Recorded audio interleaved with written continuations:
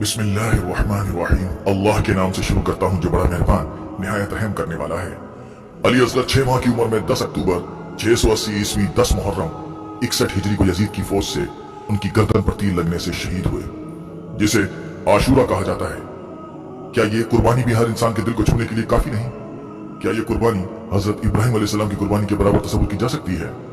آج کی ویڈیو میں اس ننھے علی اصغر کی شہادت کے بارے میں جانتے ہیں اور تاریخ کے اس پنے کو دہراتے ہیں، بات کرتے ہیں کہ ہوا کیا تھا، کیا ہوا تھا اس دن۔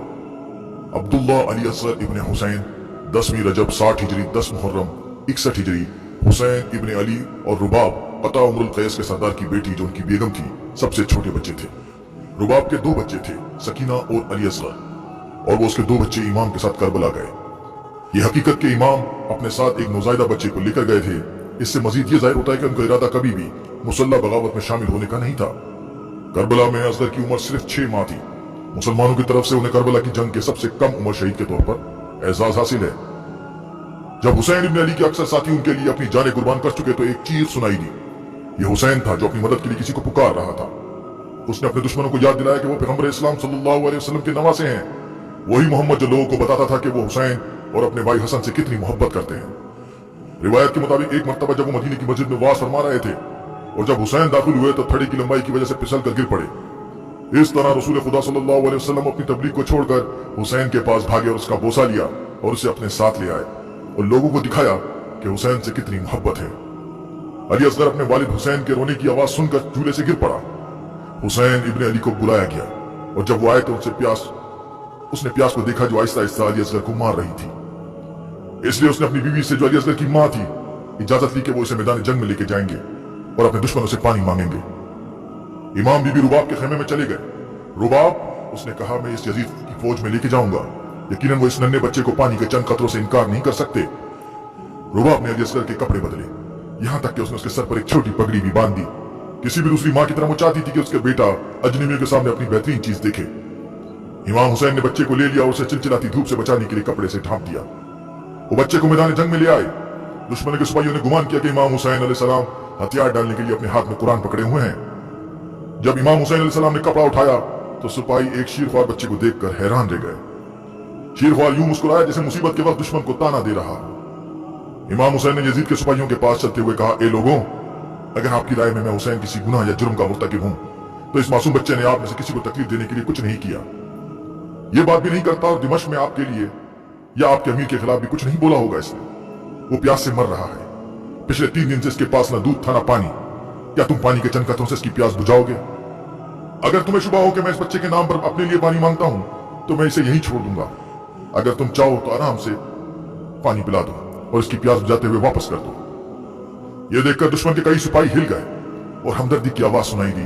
عمر بن سعد نے حالات کی سنگینی کو بھاپ لیا اور کہا، یہ تو سپاہیوں میں بغاوت پڑنے والی ہے، میرے سپاہیوں سے ہوشیار رہو، حسین علیہ السلام کے کلام سے دھوکہ نہ کھاؤ، وہ آپ کو صرف اپنے لیے پانی لینے کے لیے دھوکہ دے رہا ہے، یہاں تک کہ اگر حسین کو صرف ایک گھونٹ مل جائے تو اس سے اور پھر سے توانا ہو جائے گا اور ہم میں سے لوگ جان سے ہاتھ دھو بیٹھیں گے۔ اتنا خوف تھا امام حسین کا دوسروں پر۔ امام حسین علیہ السلام نے جواب دیا کہ میں صرف اس بچے کے لیے پانی مانگتا ہوں جس کی حالت و تکلیف تیرے سامنے ہے، چونکہ تمہیں اندیشہ ہے کہ میں خود پانی پی لوں گا، اس لیے میں اس بچے کو زمین پر رکھ رہا ہوں تاکہ تم خود اس بچے کو لے کر اس کی پیاس بجھاؤ۔ اور طرف بات یہ ہے کہ امام حسین کی مدد کی درخواست اس لیے نہیں تھی کہ ان کی زندہ رہنے کی امید تھی، بلکہ اس لیے کہ وہ یہ ظاہر کرنا چاہتے تھے کہ ان کے ارد گرد رہنے والے سنگ دل اور ظالم ہیں، اور اس وقت کوئی بھی ایسا نہیں تھا جو ظلم و جبر کی حمایت میں جمع ہونے والے لشکر کے مقابلے میں تنہا بے گناہ انسان کی مدد کے لیے تیار ہو۔ اس نے بچے کو کربلا کی ریت پر بٹھایا اور 1-2 قدم پیچھے ہٹ گیا۔ اب آپ اندازہ لگا سکتے ہیں کہ صحرا کی ریت کتنی گرم تھی۔ اصغر وہیں لیٹا تھا، نہ جھکا تھا، جھچکا۔ اس نے دشمن کی طرف رخ کیا اور ان کی طرف دیکھا، سپاہیوں میں ہنگامہ برپا ہوا، لیکن بچے کو پانی پلانے کے لیے کوئی آگے نہ آیا۔ امام نے اصغر کو اپنی باہوں میں لیا اور صاف آواز میں کہا، اصغر میرے بیٹے، انہیں دکھاؤ کہ تم کتنے پیاسے ہو۔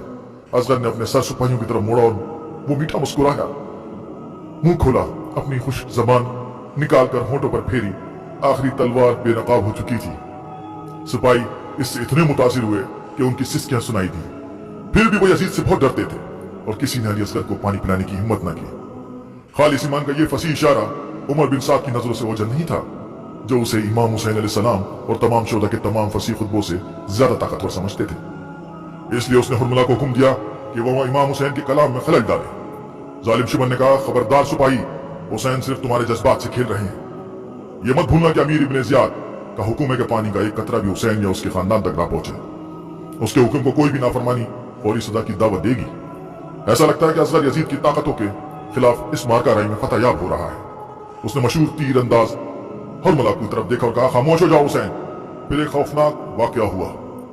ہرملا نے کمان اٹھا لی، تیر کا نشانہ بچے کی طرف تھا۔ تیر تپتے صحرا کے پار اڑ گیا، سرسراہٹ کی آواز آئی، اصغر مسکرایا، اس نے سر اٹھایا اور گردن کو جھکا دیا۔ کوئی مہذب ذہن سوچ بھی نہیں سکتا کہ آگے کیا ہوا۔ سسکی کی آواز بلند ہو گئی اور اصغر اپنی باپ کی باہوں پر لیٹ گیا۔ امام حسین نے اصغر کی گردن نیچے کی طرف دیکھا، تیر دیکھا، گردن دیکھی، مسکراہٹ دیکھی، پھر اسے مزید نظر نہ آیا۔ ہمارے امام بے ہوش ہونے لگے۔ ایک دھمے کے لیے سب کچھ تاریک ہو گیا۔ وہ دیکھ نہیں سکتا تھا، کربلا پر مکمل سکوت طاری تھا، جو صرف فرات کی ہلکی لہروں کی آواز سے ٹوٹا تھا۔ دشمن بھی ہکا بکا دکھائی دیا۔ دھیرے دھیرے حسین نے گردن موڑی اور اپنی باہوں میں بچے کی طرف دیکھا۔ تیر 6 ماہ کے بچے کا گلا کاٹ کر امام حسین کی پسلیوں اور بازوؤں میں جا لگا۔ امام حسین تیر کو ہٹانے کا کوئی راستہ نہیں تھا۔ امام حسین نے بچے کو گلے سے ٹپکتے ہوئے خون کو اپنی ہتھیلی میں جمع کیا، آسمان کی طرف اور پھر نیچے زمین کی طرف دیکھا اور آخرکار اسے اپنے چہرے پر لگایا۔ کئی سال بعد ایک مجلس میں امام زین العابدین علیہ السلام سے پوچھا گیا کہ امام حسین علیہ السلام نے شیرخوار بچے کا خون اپنے چہرے پر کیوں لگایا اور وہ اس وقت کیا کہہ رہے تھے؟